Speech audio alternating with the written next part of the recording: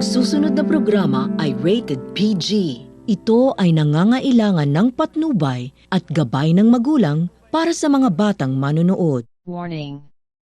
The following content may contain elements that are not suitable for some audiences. Viewer discretion is advised. 5 real-life ghost stories that will give you chills. I used to be in the military, and the training camp bank that we live in was said to be haunted. It was one night after lights out and my friend was on his phone texting his girlfriend. Most of us were drifting off to sleep and were lying on our beds, etc. Suddenly, he heard the shuffling of feet from the corridor. So thinking that it was our sergeant, he quickly hid his phone under his pillow, rolled over on his side and pretended to sleep.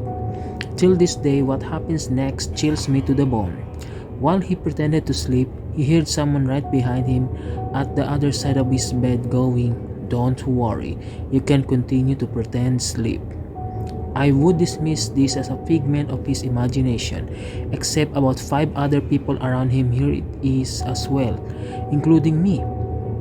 Creepier still, there was no one there, and it was voice of a little girl that said it. To make the matters freakier, when we came back from our weekend home leave, there was a bunch of female hair on his head, neatly bundled up, long and jet black. Under his pillow was a note, "Remember me?"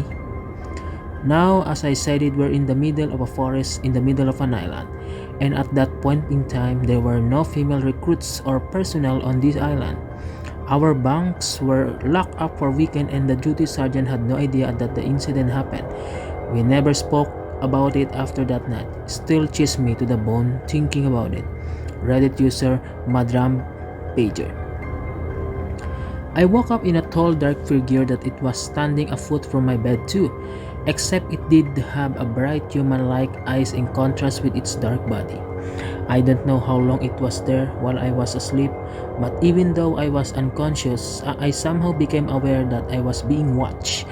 The feeling of being watched was very intense, so I opened my eyes, sat straight up, and stared directly at it. We stared at each other from what seemed like a long moment. I might be sounding crazy, but I felt like it wanted me to know it was there and it was gauging my reaction towards it.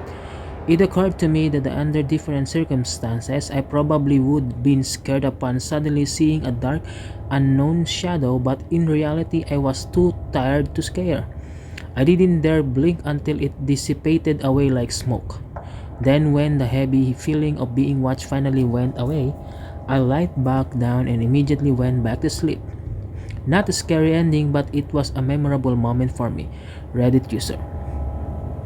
When I was about 14 to 15, my family took my cousin because of family complications. My cousins would always have a scratch marks on them, and their mother, my auntie, must absolutely bat in gypsy magic stuff. Every time my cousins met, they'd always say that they'd been scratched in the middle of the night by someone. And once my grandmother heard there was a huge legal battle to take my cousins away from my auntie because we thought she was hurting them and abusing them. 2 months pass and my auntie goes to a psychiatric jail, and my cousins are living with my family. One night, I wake up to my cousin out of bed crying, scratch marks on their arms. I mean deep scratch marks. I go to my parents, they treat them and stay up with them. I return to bed, get into my blankets, and I feel a serious pain in my thigh. I get out of bed and I have 3 marks on my leg. I run down to my parents and show them. Same time as I do, all of the doors start slamming upstairs. Reddit user God of Inui. When I was a kid, I woke up in the middle of the night to the bed shaking. Normally that I would scare the crap out of me, but instead I was just kind of annoyed. I rolled over and muttered, "Stop it."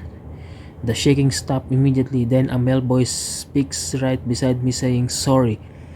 That's when I freak out. I'm pretty sure my childhood house was haunted. Reddit user Ninala Pirat.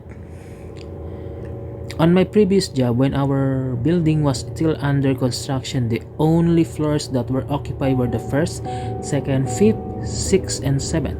One time, I was alone in the elevator going from first to the second to 6th floor when suddenly it stopped and opened on the 3rd floor. Normally, it would just disregard it, but rumors were all over that a ghost child was playing around on the vacant floors. So I pressed the close button as fast as I could. When it closed, I heard noises like someone was tapping on the fingers of the walls of the elevator. Reddit user Sislor26.